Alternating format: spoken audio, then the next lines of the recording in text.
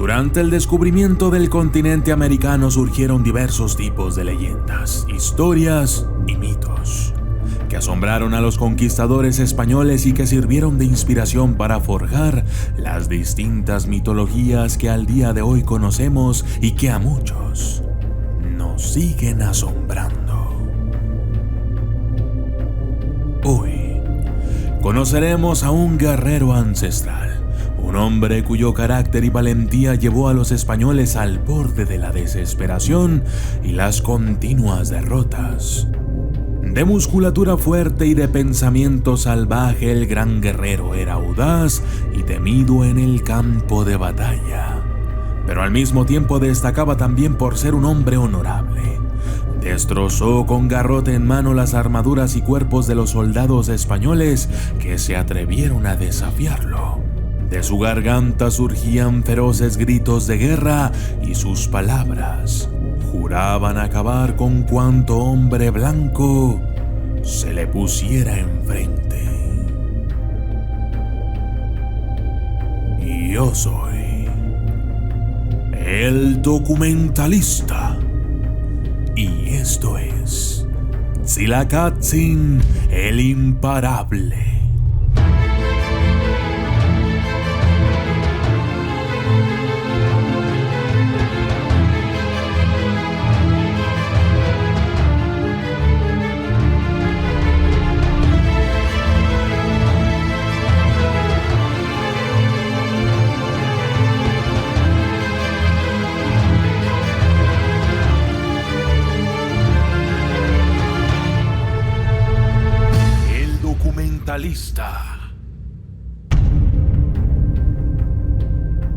Gracias a los escritos y relatos de un soldado llamado Bernal Díaz del Castillo y a Fray Bernardino de Sahagún, sabemos que nuestro guerrero fue temido y audaz defensor que luchó contra los españoles y sus aliados.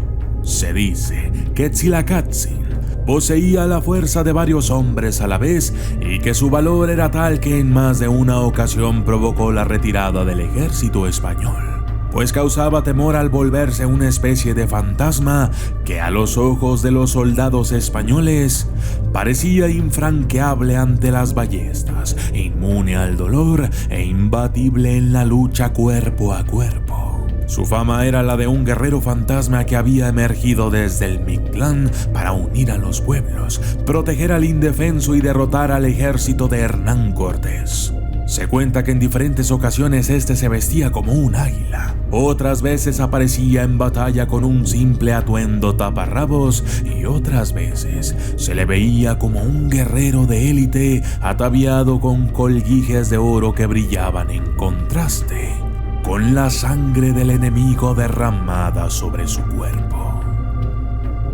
Dicen que peleaba con las manos y que la única arma que usaba era un escudo.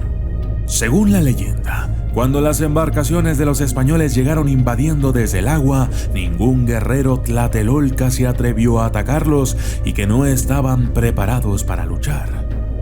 El enemigo los había tomado por sorpresa. Sin embargo, Tzilakatzin fue quien decidió enfrentarlos a pesar de estar en desventaja y no portar arma alguna. Se dice que él solo fue capaz de repeler el ataque enemigo de manera formidable, lanzando grandes piedras a los españoles y sus bergantines, asesinando a varios de ellos cuando todavía ni siquiera habían desembarcado. Los españoles se retiraron y Tzilakatzin resultó vencedor. Transcurrieron algunos días y los españoles decidieron que debían derrotarlo primero a él. Así es que las órdenes eran matar al gran guerrero, pero Tzilakatzin era audaz e inteligente. Se camuflaba para no ser visto y evadía todos los ataques. Poco a poco, los españoles comenzaron a caer en desesperación. El ejército tlatelolco parecía invencible y más aún, su gran guerrero Tzilakatzin. Existe un relato que aún hoy cuentan algunos ancianos, que dice que en muchos de los lances de las armas tenochcas contra los españoles y sus aliados, el alma de la defensa de la gran Tenochtitlán fue Tzilacatzin, llamado también el Otomí, porque se distinguía por su gran fiereza y brutalidad a la hora de combatir. Resultó pues que los españoles habían logrado hacer una brecha en la defensa de los defensores. Habían caído muchos guerreros y la gran laguna se teñía de sangre. Entonces se presentó Tzilacatzin con 2 guerreros más, Xoyexin y Temoxin. Los 3 se enfrentaron al enemigo. La hazaña parecía imposible. 3 guerreros contra cientos de soldados españoles. Las macanas de los 3 se veían cubiertas de sangre y de sesos. Subían y bajaban sin compasión sobre las cabezas del enemigo. ¿Dónde estás, Cortés? ¡Dame la cara!, gritaba el guerrero. De pronto, Tzilacatzin vio a un capitán español montado a caballo. Inmediatamente se abrió paso el guerrero, matando sin misericordia a cuanto soldado se cruzaba en su camino. El español lo vio y vio en él al ángel de la muerte. El jinete espolió y le echó encima su corcel, pero de un solo golpe Tzilacatzin derrumbó al pobre caballo. Luego asestó un macanazo en la cara del jinete con el que sus ojos, sesos y sangre terminaron esparcidos en el campo de batalla. Horrorizados, los españoles y sus indios aliados huyeron en desbandada, pero aquel jinete cuyo cuerpo yacía sin cabeza en el suelo no era Hernán Cortés.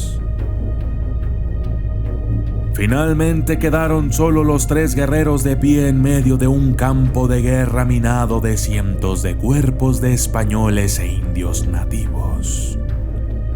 Sin embargo, al día siguiente, Tenochtitlán cayó.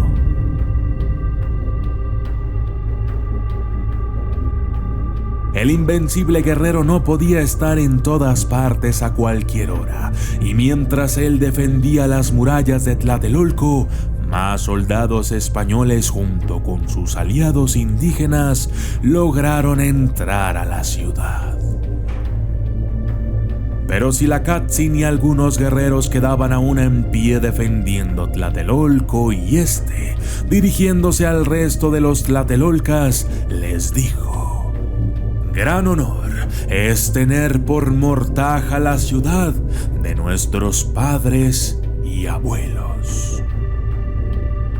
Y así fue que esperaron serenos la llegada de los españoles.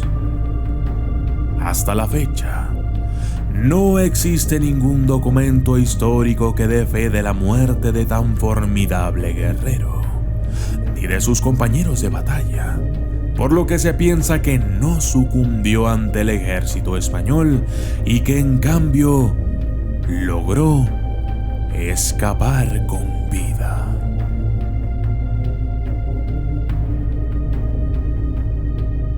Yo soy el documentalista, y esto fue Tzilacatzin el imparable.